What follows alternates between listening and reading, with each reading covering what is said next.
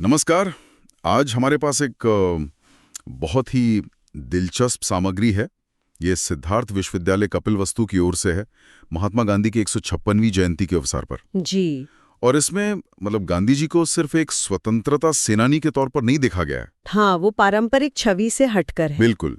इसमें उन्हें एक शोधकर्ता, एक इनोवेटर के रूप में देखने की कोशिश है, मानवीय मूल्यों, समाज ज्ञान, इन सब क्षेत्रों में।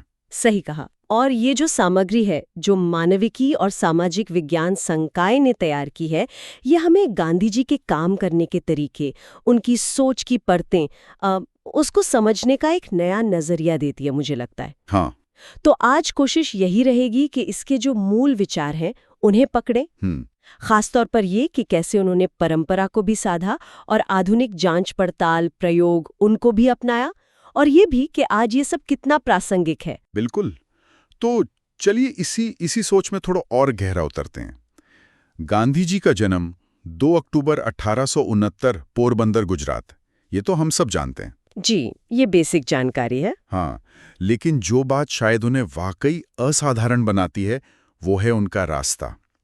पुरानी मान्यताओं, पुराने ज्ञान को लगातार नई कसौटियों पर कसना और उसे आधुनिक सोच, जांच परख के साथ मिलाना, ये अपने आप में काफी अनूठा था उस समय के हिसाब से। बिल्कुल। और इसमें उनकी अपनी जो यात्रा रही, खासकर उनकी पढ़ाई, उनके जो वैश्विक अनुभव थे। हाँ, इंग्लैंड और साउथ अफ्रीका वाला समय। जी, इंग्लैंड में कानून पढ़ा, फिर दक्षिण अफ्रीका में इतना लंबा वक्त गुजारा, अलग अलग संस्कृतियों, संघर्षों को देखा।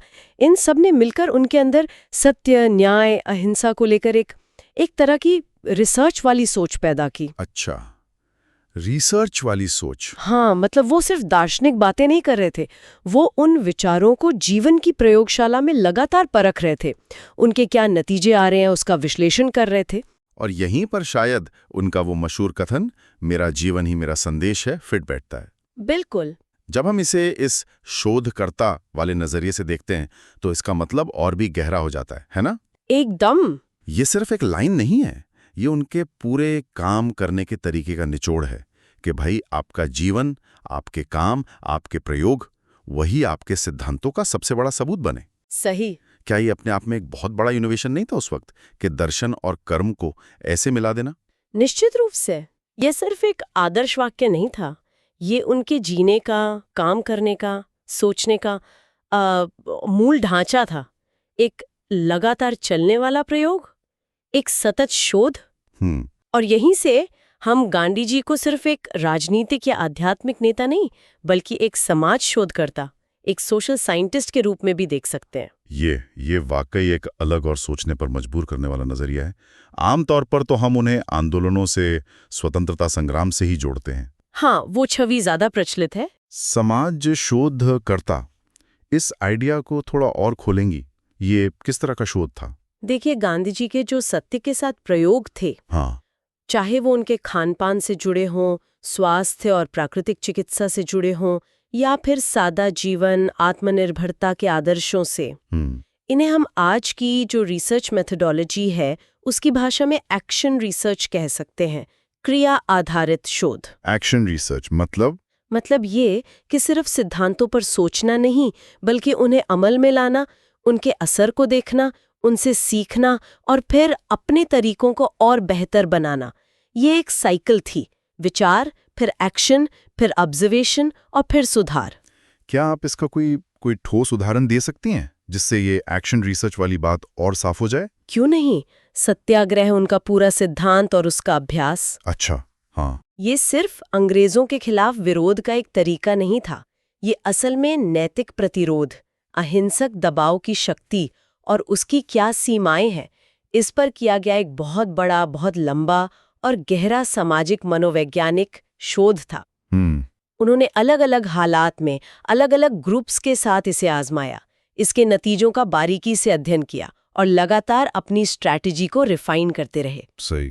इसी तरह उनके ग्राम सुधार के कार्यक्रम, खादी हो, ग्रामोद्योग हो, बुनियादी तालीम हो, हाँ, वो सब भी, ये सब ग्रामीण अर्थव्यवस्था, सामाजिक बनावट और आत्मनिर्भरता के मॉडल पर किए गए बड़े व्यापक फील्ड रिसर्च थे। वो जमीन पर उतरकर समस्याएं समझते थे और वहीं उनके हल खोजते थे। ये तो दिलचस्प है। तो अगर हम इसे आज की रिसर्च की भाषा में देखें तो क्या ये कहना ठीक होगा कि गांधी जी की हाइपोथेसिस थी अहिंसा और सत्य की शक्ति? हाँ। उनका डेटा था करोड़ों लोगों का जिया हुआ सामूहिक अनुभव। हाँ, कह सकते हैं एक तरह से। और उनका निष्कर्ष था सामाजिक और राजनीतिक बदलाव। हालांकि ये शायद थोड़ा ज्यादा सरलीकरण हो गया। हाँ, थोड़ा सरलीकरण तो है, क्योंकि गांधी जी का काम किसी एक फ्रेमवर्क में बांधना बहुत मुश्किल है।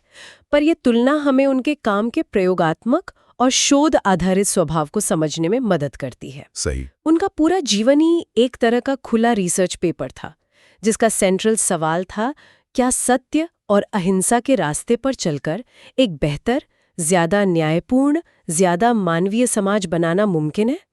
और ये शोध सिर्फ समाज या राजनीति तक ही नहीं था। शिक्षा के क्षेत्र में भी उनके विचार, उनके प्रयोग बहुत क्रांतिकारी थे। आप शायद नई तालीम की तरफ इशारा कर रही हैं, बुनियादी शिक्षा। बिल्कुल, नई तालीम, ये उस जमाने के हिसाब से शिक्षा का एक बेहद इनोवेटिव मॉडल था। कैसे?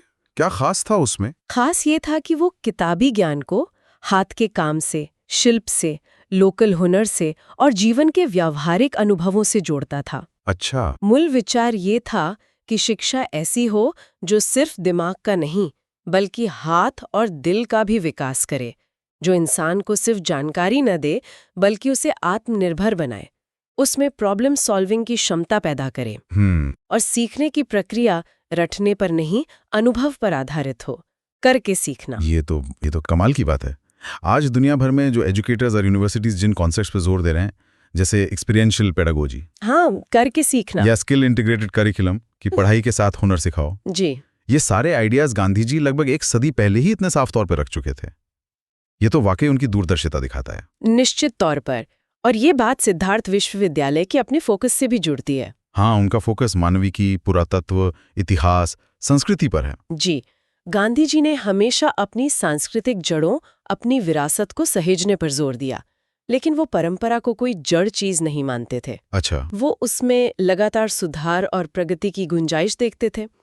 उनका दर्शन हमें सिखाता है कि अपनी परंपराओं को खारिज करने की जरूरत नहीं है, बल्कि उनके अंदर ही आज की समस्याओं के हल और इनोवेशन के रास्ते खोजे जा सकते हैं। मतलब जड़ों से जुड़े रहकर आगे बढ़ना। बिल्कुल, एक तरह से यही। ये समझना जरूरी है कि परंपरा और प्रगति को विरोधी नहीं माना गया। लेकिन अब एक बड़ा सवाल उठता है, गांधी जी के ये विचार, उनके ये तरीके, क्या आज की इस हाइपर कनेक्टेड, टेक्नोलॉजी ड्रिवन दुनिया में भी उतने ही प्रासंगिक हैं?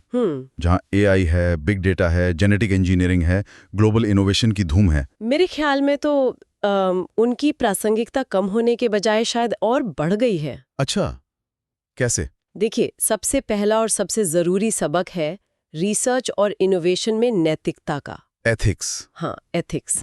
गांधी जी का ये मानना बिल्कुल साफ था कि कोई भी ज्ञान, कोई भी तकनीक, कोई भी इनोवेशन अंत में मानवता की भलाई और सेवा के लिए होना चाहिए, उसके शोषण या विनाश के लिए नहीं। आज जब हम एआई जैसी पावरफुल टेक्नोलॉजीज के विकास और उनके संभावित दुरुपयोग पर बहस कर रहे हैं, जैसे नौकरियां जाना, बायस बढ़ना या निगरानी का खतरा, हाँ, ये सब चिंताएं तो हैं।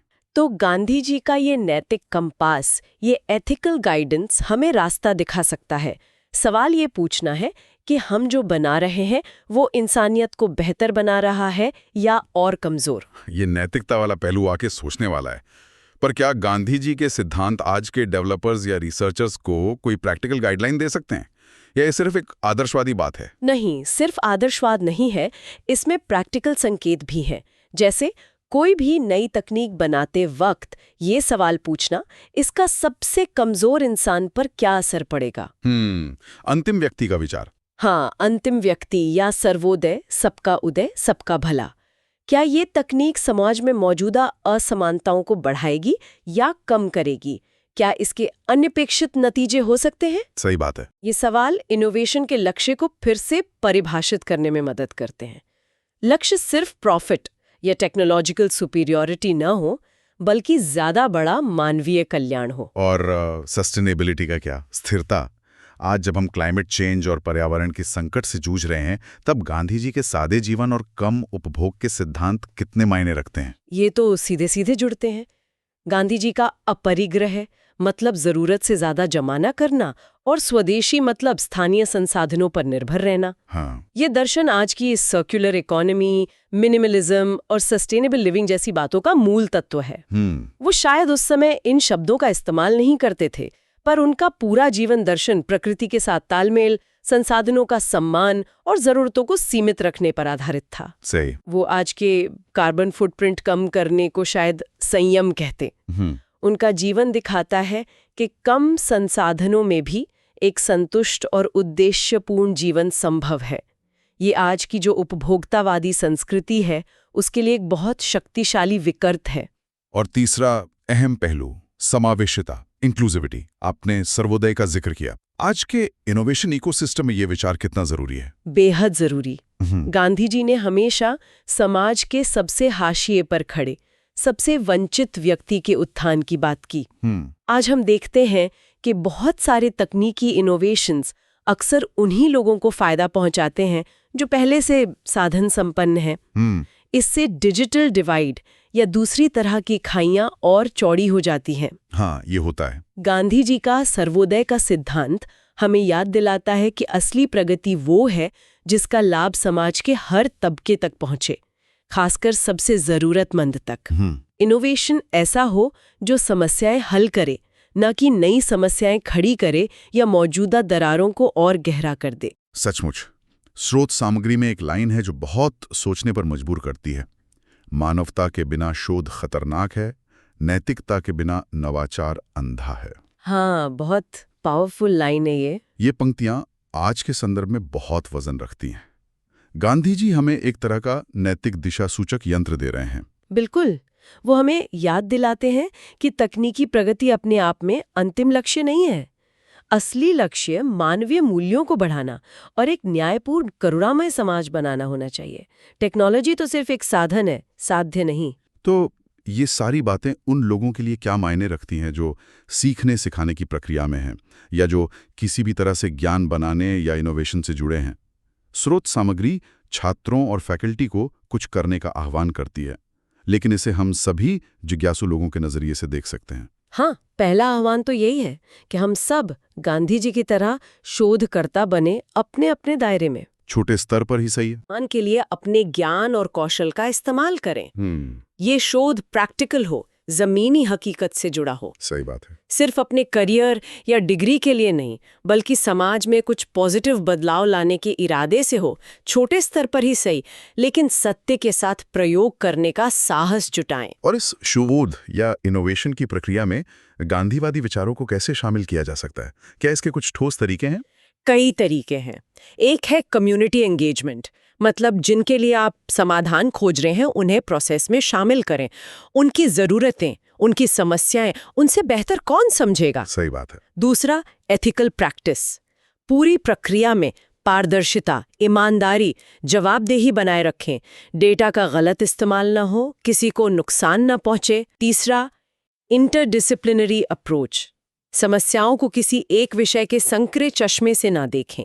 गांधी जी खुद अर्थशास्त्र, समाजशास्त्र, राजनीति, अध्यात्म, स्वास्थ्य, शिक्षा सबको एक साथ लेकर चलते थे। हाँ, वो तो थे ही। जटिल समस्याओं के हल अक्सर विषयों की सीमाओं को लांघने से ही मिलते हैं। क्या आप कुछ उदाहरण दे सकती हैं कि अलग-अलग फील्ड में काम करने वाले लोग या छात्र इसे कैसे अपना सकते हैं? जैसे स्रोत में पुरातत्व, इतिहास, सामाजिक विज्ञान का जिक्र है। जरूर। जैसे पुरातत्व के छात्र सिर्फ पुरानी चीजों की खुदाई और उनको क्लासिफाई करने तक ही सीमित न रहें। तो क्या करें? वो ये भी स्टडी कर सकते हैं कि गांधी जी ने कैसे स्थानीय समुदायों को अपनी सांस्कृतिक विरासत बचाने और सहेजने के लिए प्रेरित किया।